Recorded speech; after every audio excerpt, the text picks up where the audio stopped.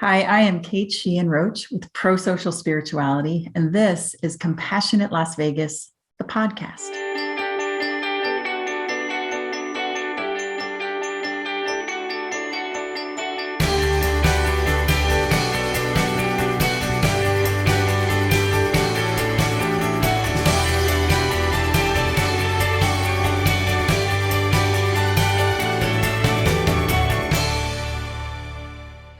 Welcome to Compassionate Las Vegas, the podcast. I'm Will Rucker, and I want to thank you for joining us for season 3 of the podcast. So without further ado, I would like to welcome my very, very special guest, none other than Kate Sheehan Roach. Welcome to the podcast, Kate. Oh, thank you so much, Will. It is great to be here with you. Oh, it's truly my pleasure. And you and I had the chance to spend 8 weeks together going through prosocial spirituality, which we'll talk about in just a second. But what I was really, I think, most captivated by was your consistency. You were so gracious, so open, and the way that you facilitated our group with these very heavy principles. I mean, this information isn't just like kindergarten stuff. This is like deep information, but the way that you facilitated it and made it so accessible really left me in a place of awe and inspiration and gave me exactly what I needed to be able to implement these principles into my everyday living. So I want to say thank you for that. And that was kind of my introduction into what you do, which is prosocial spirituality. So what is that?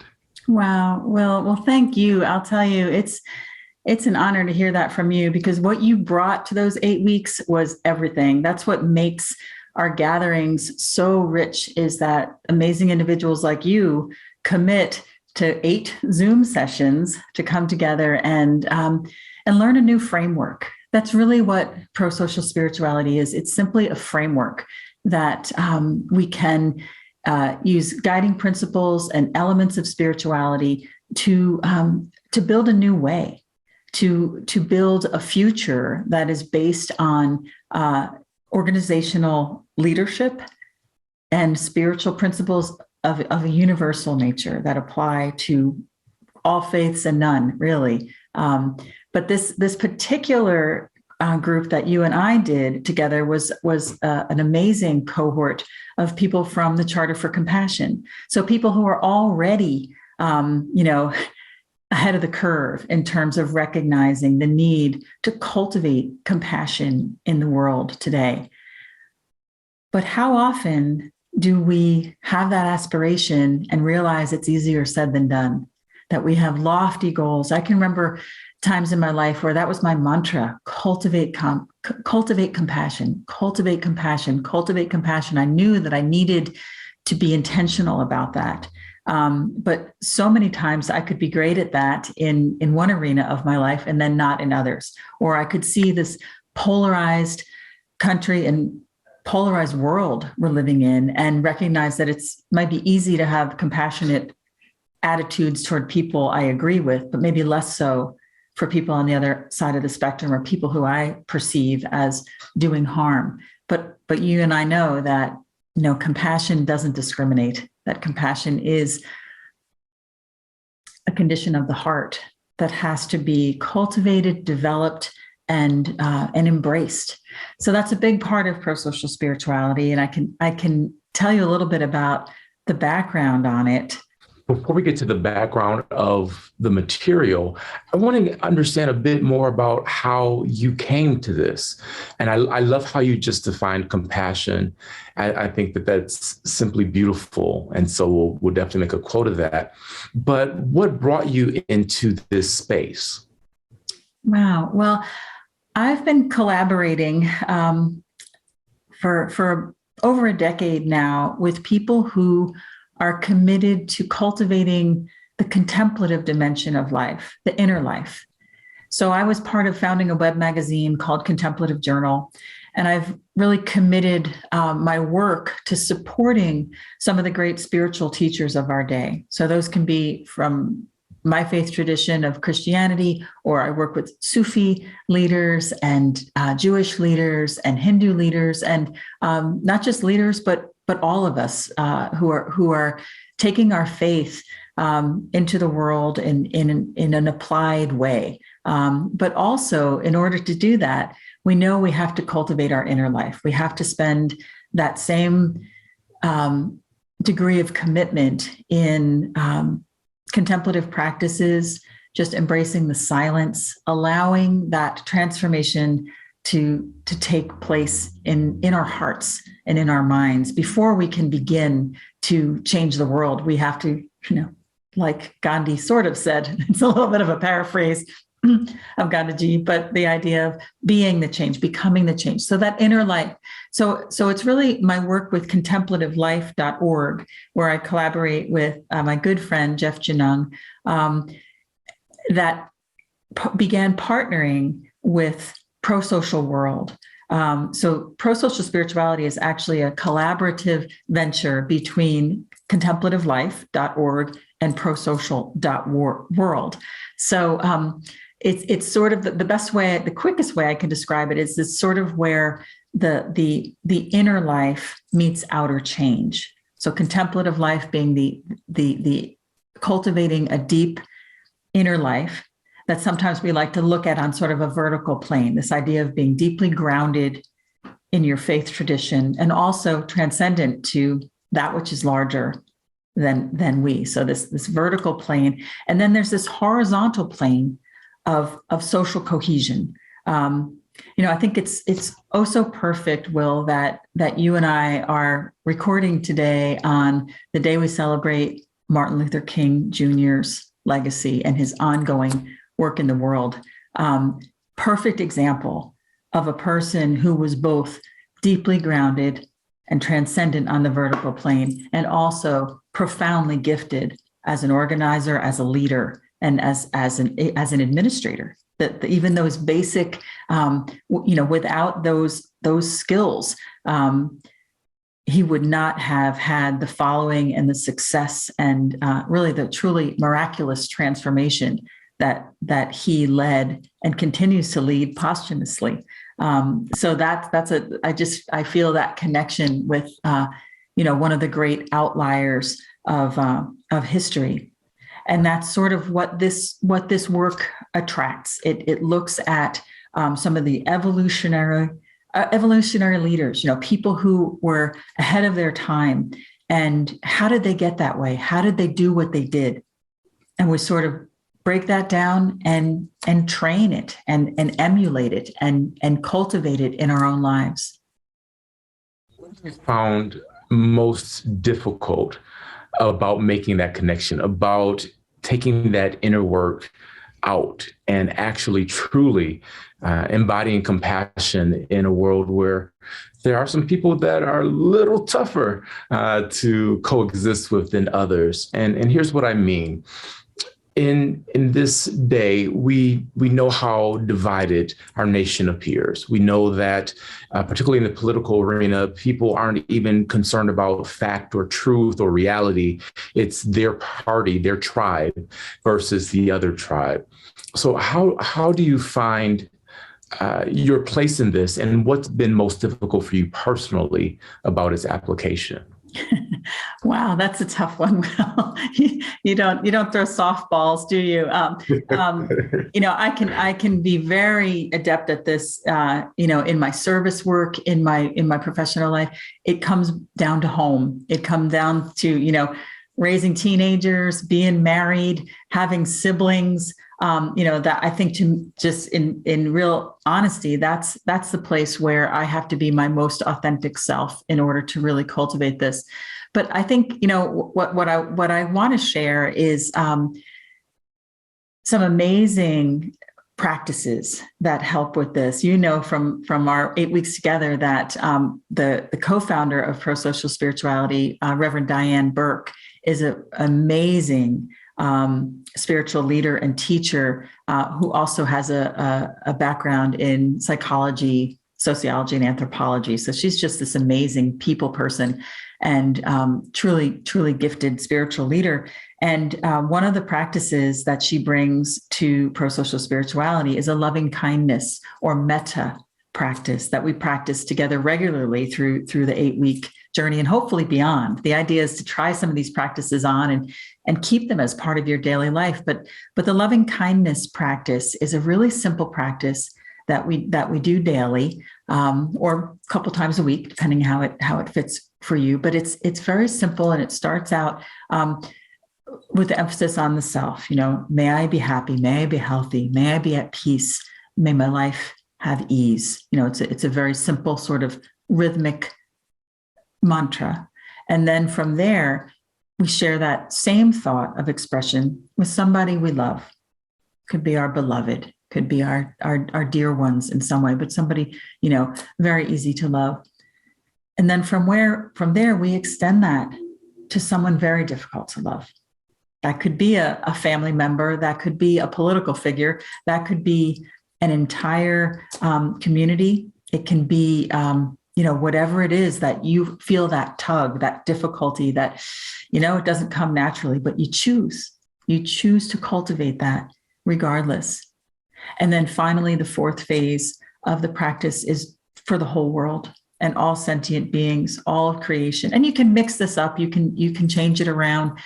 You can bring in, the planet and the waters. And I mean, it depends on your intention, but we really recognize that without these practices, we lack the rootedness, the groundedness to be able to actually live it in the world. So I know for myself, if I'm going to be in a challenging situation, if I'm going to be, traveling to a part of the world where I don't really fit in, or something along those lines, I best really, start my day with my practices that bring on, that set me in the right mindset of humility, of receptivity, of the grace that comes from cultivating the inner life where we recognize that we're all one. That is really the place for me where the deeper I go, the more I realize that we're all interconnected and we really are all one. And so it helps me not otherize or even otherize myself, in a way that is, at all arrogant and privileged and really foolish, because there is no grounds for that in reality. Two things that you said everything you said was powerful. Like I'm just sitting here like, yes. But two things really stood out for me. One was the direct answer to the question, which is, at home, like it's my family, like that's where it's toughest. But also the way that you framed the other. So often we otherize others, but we can otherize ourselves and elevate ourselves and forget that we have some of the same challenges that we find difficult in others. One of the practices I like is the just like me meditation. Mm-hmm. And what I do is I'll say, such and such is a person just like me. Just make it just that basic. And they have feelings just like me. And, you expand it out similar to the loving kindness meditation. And I find that that's really, really helpful. But again, I'm just profoundly struck by otherizing yourself. Could you talk a little bit more about that? Wow, I just kind of spontaneously blurted that out. But I think it's less about specifics. It's less about saying, well, I'm better or I'm worse or it's the idea of separation. It's the illusion of separation. The idea that I could be somehow, that I could thrive and my neighbor not thrive, or that my neighbor can thrive and not I thrive. I mean, the idea of, again, perfect on the day we celebrate Martin Luther King Jr., this fabric, this interconnected web that we are all a part of, it is reality. It is the truth of our existence. And so it's the othering that is false. So I think we do that.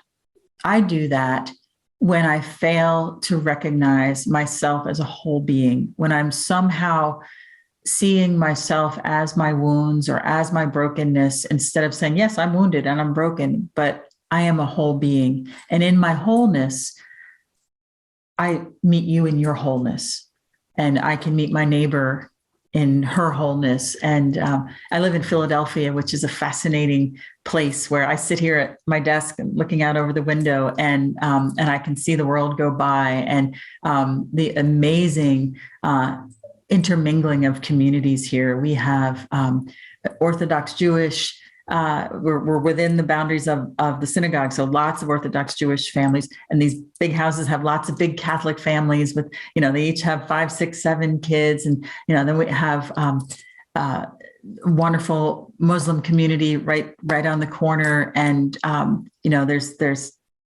just, you name it, is all here in Philadelphia. So it's the city that was founded on brotherly love and sisterly affection. It is most vibrant where it is most complete, and it is most complete where it is most diverse, like biodiversity. We're experiencing that here.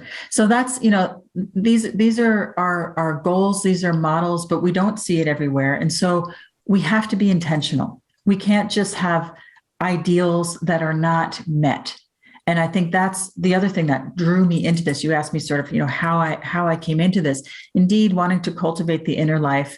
I think some of the critics in my in my past would say, oh, well, that all that meditation and all that, that's just so selfish. You're just all about, hiding in a cave. Well, I've got news for you. It's the opposite. When you cultivate that inner strength, the first thing you want to do is change the world, is be out there in a giving capacity. There's more to give when you cultivate that. So it's a contemplation and action are two sides of the same coin. And that's where, this contemplative side, this vertical dimension desperately needs the horizontal side in order to be effective. We know lots of spiritual communities that have all sorts of, depth and breadth and wonderful ideals.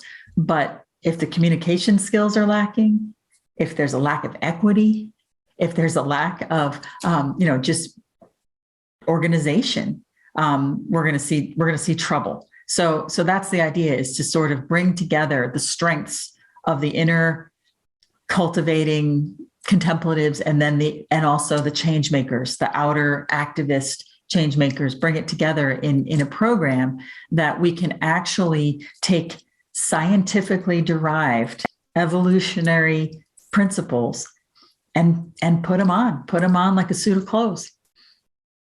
Let me ask this.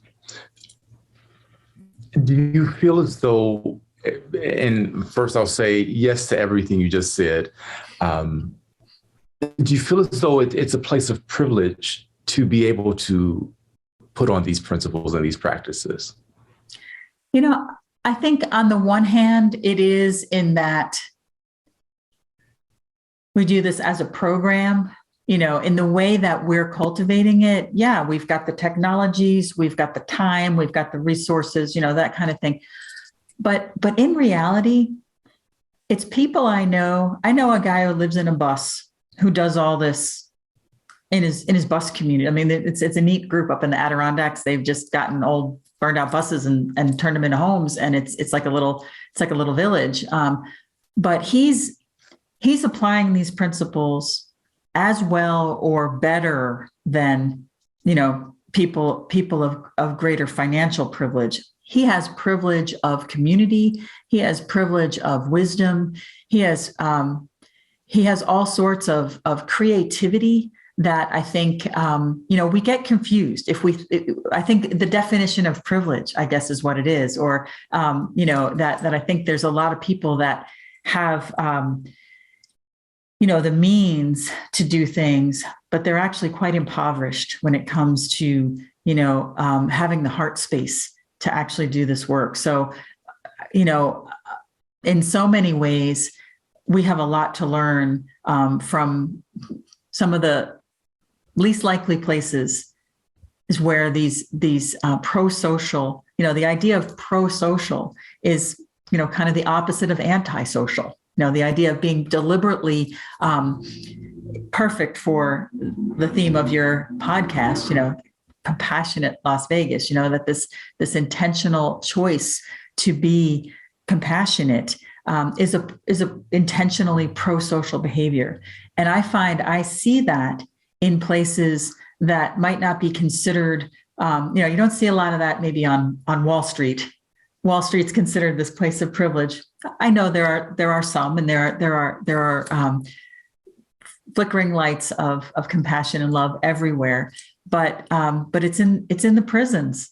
It's in the 12-step groups. It's in the, my friend who lives in a bus. I see them actually embracing this in ways that we can emulate and take this to the corporate world and offer it as a training. But we've got nothing on the people who are using this as their 1 hour of interaction in between in a prison sentence, where they may or may not ever see the light of day outside of prison walls, that they're still committed to cultivating the good. To me, that's the leading edge. That's where we can really put this in practice. I'm so grateful that you answered that in the way that you did. I didn't expect anything different. I'm not surprised, but I'm still, gleaning so much from it. With the challenges we face, what I see is perhaps our greatest challenge as a global culture is we don't necessarily recognize the value of different. And sometimes I think that, I'm grateful I'm an American. I was born and raised in America, all of the required disclaimers, right? But by the same token, I find it difficult to say that America is the best place on earth. And here's what I mean by that. I've traveled to Africa and to Europe. Those are the only other continents I've been to. But I found such beauty and such richness in those places, Africa in particular, visiting mud hut villages in West Ghana, seeing people that did not have access to plumbing or electricity, but the joy was electric, and the community, the bonds that they shared were stronger than any fortified building we could create. There's something there that you can't buy. There's something there that material wealth just doesn't offer. And so I'm grateful for some of the luxuries, like the Zoom chat that we're doing. We couldn't do this without electricity and technology. So I'm grateful for that. And I just struggle with saying this is the best. I appreciate it, but I think it's one of many amazing things. Does that make sense? Oh, well, you're absolutely, and it's once again, I love how this unfolds, because I always say nothing is what it appears. It's often the flip, and what you're giving me an opportunity to share is the flip behind prosocial spirituality. That, yeah, indeed, we're offering this thanks to a grant from the Templeton Religion Trust and other work with the John Templeton Foundation. That, yes, we do have the ability to do this, but really where it began, we're borrowing from those places of inspiration, like your mud hut villages in Ghana. And I'll tell you why. It's because that's really where prosocial spirituality begins. The two streams that I talked about, the first I'll tell you about prosocial is a global research project. That's why we continue to do research, as even part of our trainings, we're still engaged in research, because the prosocial world is based upon a discovery made by a woman named Elinor Ostrom, who won the Nobel Prize. She was the first woman to win the Nobel Prize in economics for her discovery of common resource usage that is sustainable in the world. If you took, Econ 101 at some point in college or elsewhere, you learned about the tragedy of the commons, this long-held idea that human beings left to our own devices will overexploit resources. We see it all the time. Land overuse, fisheries being abused, the air we breathe, we see it all the time. It'd be very easy to just say, yep, we need regulation, we need private ownership, we need to take human nature out of the equation and tear this down. Well, guess what? Lynn Ostrom, being the outlier that she was, recognized that there was no research to back this up. And being a brilliant researcher as she was, she created the world's largest global database of small communities that were not living out the tragedy of the commons. They were actually using common resources successfully. They weren't overexploiting the land. They had found ways to live in harmony with one another. And these are the things that, inspire us when we travel, when we go around the world. We see things that, wait, that's not what they taught me in sixth grade social studies class. They had this, this attitude of American exceptionalism. Well, travel and you'll soon be broken of that. Well, Lynn did the same thing. She was able to tabulate this amazing global database, and with the technologies that we have, was able to study it down to recognize that in these instances where the tragedy of the commons was not the order of the day, 8 principles were present.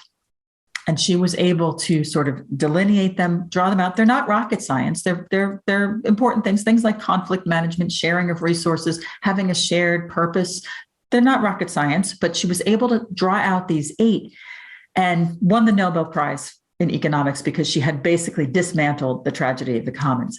Fast forward a little bit, or overlapping, she began collaborating with David Sloan Wilson, who is an extraordinary evolutionary biologist, remarkable career as a Darwinian evolutionary biologist, but not the survival of the fittest model only, but also the survival of the species and multi-level evolutionary theory, where David has been an outlier in his field, recognizing that indeed, on an individual level, it's survival of the fittest. But in groups, and I'll just paraphrase this, I'll make it quick, it's the survival of the kindest. It's those who cooperate and collaborate and recognize that we're all one. Those groups thrive. They take the evolutionary high ground over those who want to dominate. This is earth-shattering. This changes the whole scene. And the question is, can we bring Elinor Ostrom and David Sloan Wilson together and say, okay, can we take these principles that have been discovered in nature, basically humans being the subjects, and can we apply it? Can we apply it to our communities and have the same outcome, have successful outcomes?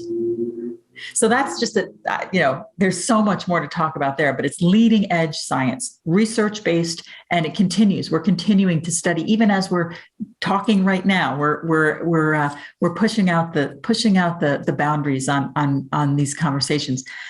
Quickly to the other side, to the side of spirituality, Wayne Teasdale was this outlier who delineated 9 elements of a universal spirituality. So think Lynn Ostrom is our prosocial leader posthumously. She died a few years ago, but her legacy lives on. Wayne Teasdale, same scenario. He died several years ago, but he had written a book in 1999 called The Mystic Heart, which Jeff Genung calls it a forward pass into the 21st century. It's sort of exactly what we needed. And these 9 elements of a universal spirituality that he discovered in his global travels and in his experience as an interspiritual monk. He was of the Catholic tradition. He was ordained in the Catholic tradition, but he was also ordained in the Hindu tradition as a sannyasi, as a wandering monk. So he was this multi-faith person who also was able to experience the spiritual practices of all the world's traditions. And again, an amazing outlier who never met a stranger and was, truly able to lead us into the 21st century, where now we can see where he was heading, that indeed we're recognizing that with globalization, we don't have to just tolerate one another. We don't have to just sort of find one another fascinating. We can actually come alongside one another and respectfully learn from one another. That's the point of the 9 elements of universal spirituality. So it's these 17 points that we bring together and simply just use them as a framework. It's not a prescription. There's no doctrine or dogma being taught. There's no, there were no answers. It's all questions. It's all exploration. But the ability to apply it in your work, in your community, in your family, in the world is truly becoming that activist that is, you may be inspired in the wee hours of the morning when you can't sleep. You wake up knowing that there's pain in the world, there's suffering in the world. How do I live in this world? How can I face another day when I know there's so much suffering? And how can I be compassionate without just being destroyed? We need frameworks. We need community. Compassionate Las Vegas is a perfect example of that. I am blown away, absolutely blown away by the city of Las Vegas, and what I see happening there gives me great hope. And so I want to study what you're doing. I want to turn the tables and ask you. And as a participant in prosocial spirituality, I would like to ask you: do you see some of these principles coming into play in your experience? Yeah. So thank you. Now I'm on the hot seat. Thank you for, acknowledging what Vegas is doing, because I'm extraordinarily proud of my city. The thing I think that allows us to do some of this in the way that we're doing it is our relative inexperience. We are a very, very young city. We haven't existed for very long in the grand scheme of things. So we don't have some of those institutional barriers or, well, we've always done it this way. This is why you're doing it, because we've always done it this way. We don't have that in a lot of spaces.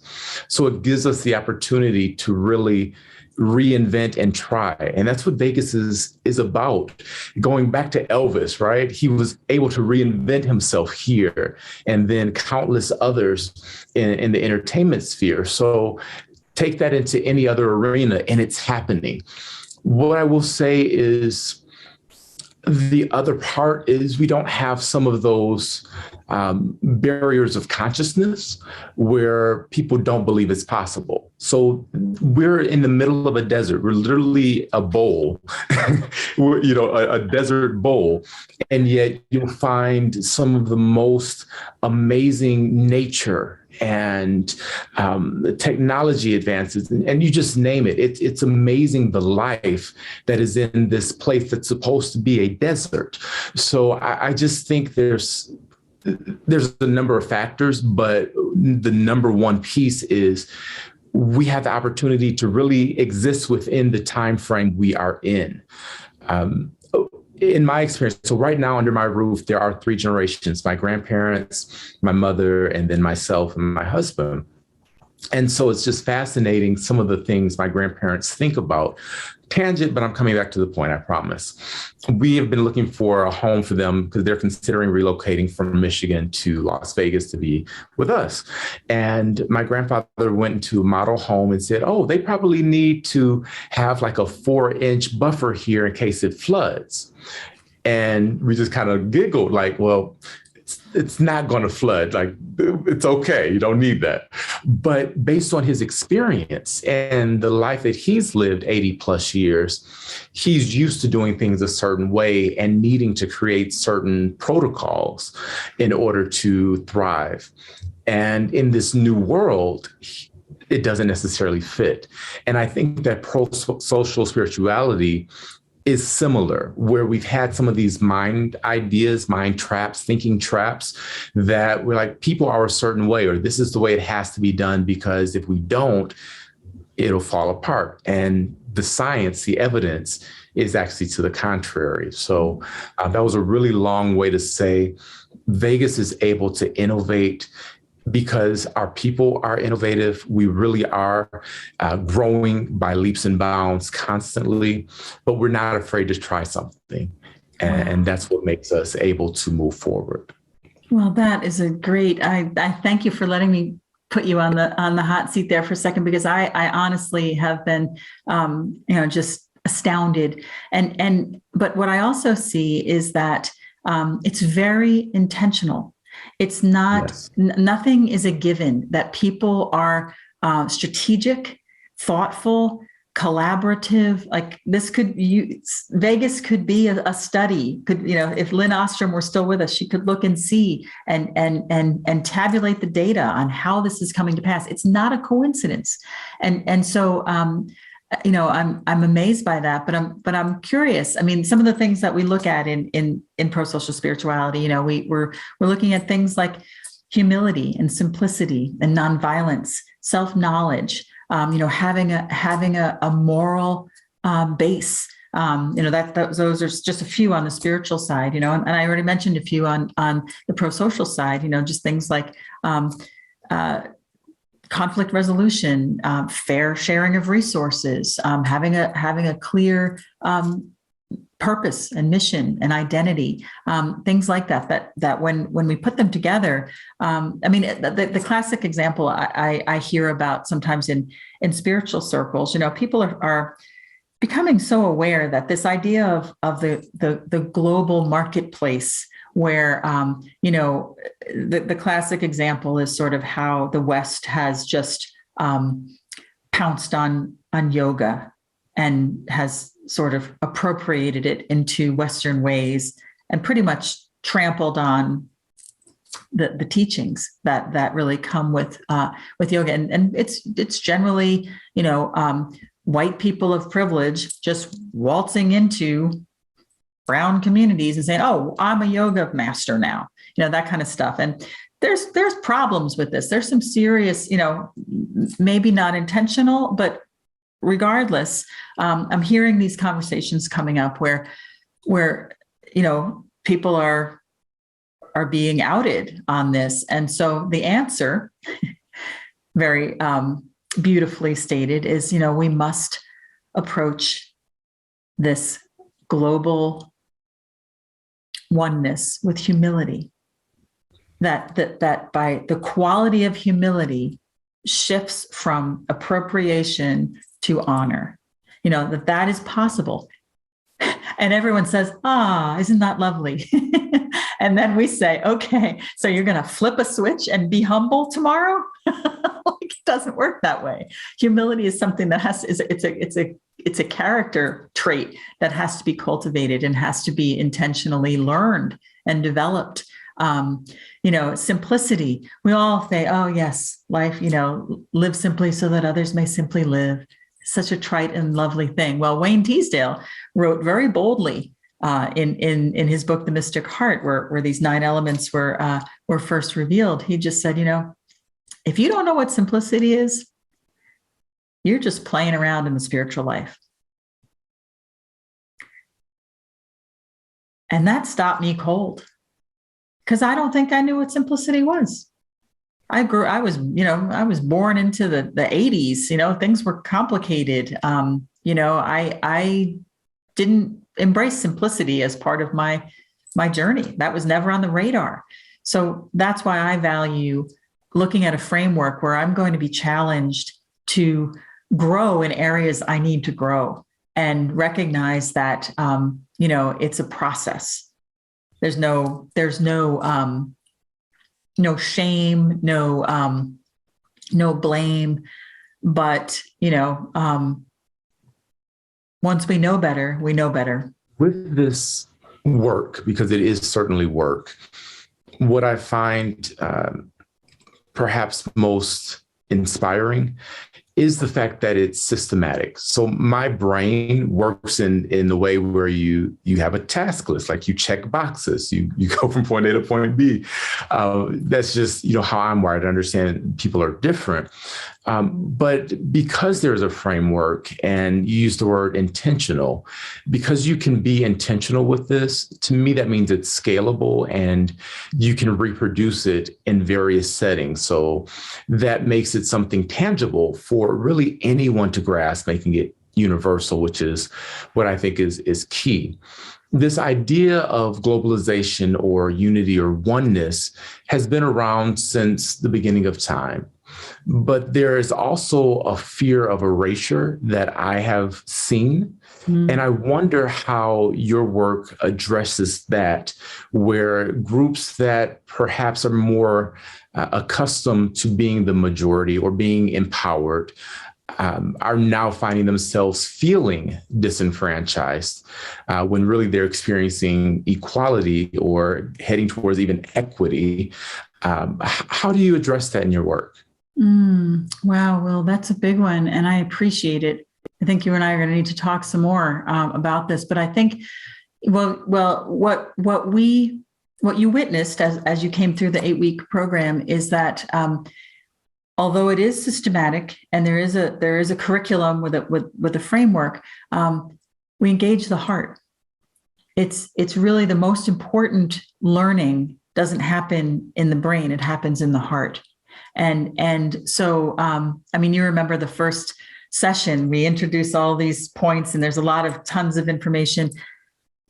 And then all of a sudden, the conversation stops, screen changes, and up comes Tracy Chapman singing Change, the song Change. Would you change? If you saw the face of God in love, would you change? Would you change? And that challenge to change on the level of the heart is different. There's a quality to it that is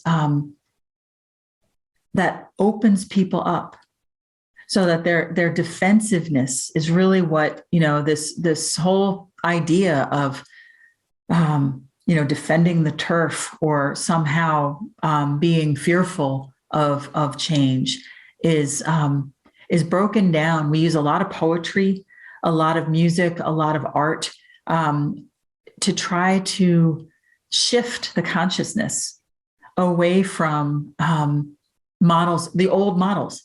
The old models have to go. They're crumbling before our eyes. And so I like the quote I sometimes think of as the wonderful spiritual and architectural genius, Buckminster Fuller, who talked about when you want to create something new in the world, I'm going to paraphrase him, don't worry about dismantling the existing infrastructure. Create a new one that makes the old one obsolete.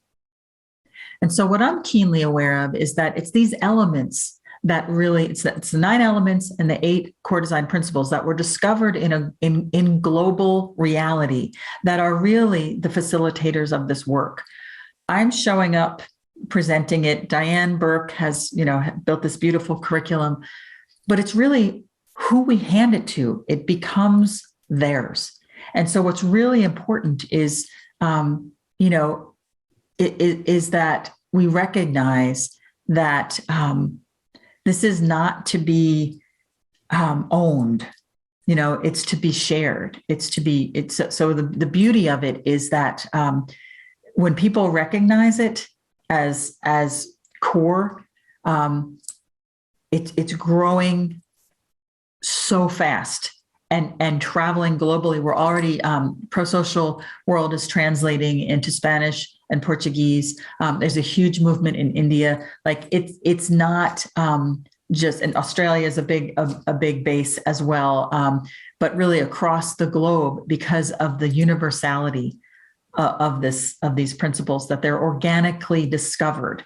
They're not sort of top down being imposed on anybody. It's sort of what works in the great experiment that is life, and where has it worked, and for whom. instead of this idea that there's an elite that is going to top down impose itself, that has been completely turned upside down. And the idea is open source, put it out there. And thankfully, we have like I said, the support of the Templeton Foundation, whose main mission is, to ask the big questions, the big unanswerable questions using science and spirituality. So we kind of fit right into that because it's all an experiment. It's all unfolding. I always say the ink never dries at Prosocial and Prosocial Spirituality. It's as soon as we land on something, it evolves because we are evolving creatures. And hallelujah, let's evolve already. For sure. And evolution is constant. That's the amazing thing about that. That's the one constant, change. Exactly. In our last few moments together, I just want to ask something a little different than what we've talked about. And that's what is inspiring you right now. And I want to frame it around music. So what song or body of work is providing you inspiration and moving you forward in the world today? So much. I'm a big music listener. I'm thinking of a song that was new to me that we used at the final session of Prosocial Spirituality, called "The Underlying Unseen Song." And it's an artist I didn't know before. I'm sorry, I can't remember her name right now, but it's something that Diane brought. And the idea was, if we're quiet enough, we can hear the silence, the bird song, the unspeakable truths that are underlying all that we do, this contemplative dimension that is unspoken, that is beyond words.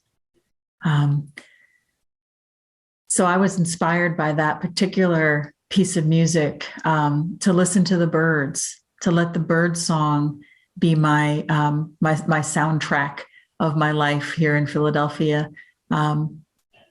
But so many other pieces that we share as part of, as part of the program. I think people really enjoyed a piece I grabbed, just a segment of a song by the Irish band U2, little rock band out of Ireland, known as U2, where the end of the song, the chorus is, "There is no them, there is no them, there's only us, there's only us." And Bono and the boys get the whole crowd singing, "There is no them, there is no them, there's only us, there's only us." So those messages that can be conveyed poetically, and even the music of the birds carries a message that words can't capture, really. Poetry and art and some of the more, sublime works of classical music. Diane and I have been talking a lot about Beethoven and Bach and Mozart lately, about carving out time to really listen to these pieces. It couldn't be, that's the contemplative dimension. That's what if we don't cultivate that, we are not full. I am not my whole self if I don't cultivate. So thank you for asking that. I'm always the one, trying to remind others to slow down and listen. And that song, "The Underlying Unseen Song," really captured that for me. Both the pieces you mentioned, I was really moved by. And my Christmas gift to myself this year was to create a space in my home where I could actually listen to music. I used to produce music and actually own a record label and all of that kind of thing back in another life. And but since being in Vegas, I've been so involved in other activities that I had lost touch with that. So I made that space for myself, and it's just been amazing. So those songs are going in rotation for sure. If you would finish these thoughts for me, I'll say a word or two and you finish it. We'll start with "I am." Hopeful. I am hopeful. Love is Never ending. The most powerful thing in the world is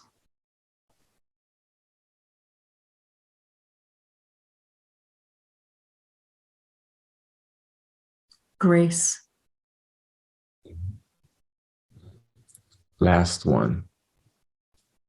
Compassion matters because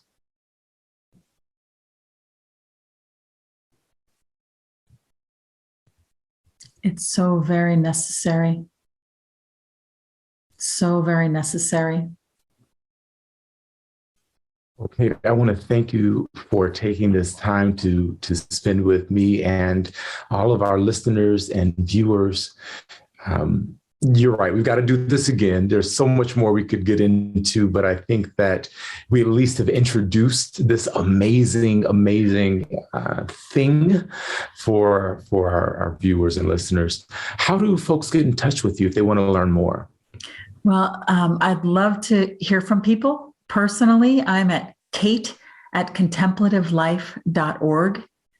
And prosocial.world is the website where you can see us, or contemplativelife.org. That's the collaborative partnering of Contemplative Life and Prosocial World, is where Prosocial Spirituality exists. Where, like I said, we're currently operating under the Templeton Religion Trust grant. So we're able to offer prosocial spirituality trainings without a fee right now as part of this research initiative. So I'd love to hear from people. If you're part of a group that might be interested in doing an 8-week training, just drop me an email, kate@contemplativelife.org. Awesome. And I want to give you the final thought, because you just had such a wealth of information and grace. What is your final word for our podcast today? Be of good cheer. I know there's so much suffering in the world. That's what the word compassion means. Suffer together, come together, and come alongside one another. But for every bit of suffering, there is a blanket of love around it. We can wrap our arms around one another and help one another through. That's what keeps me going. It's not easy. It's not easy, but be of good cheer. Leave it there. Thank you so much, Will. So great to be with you.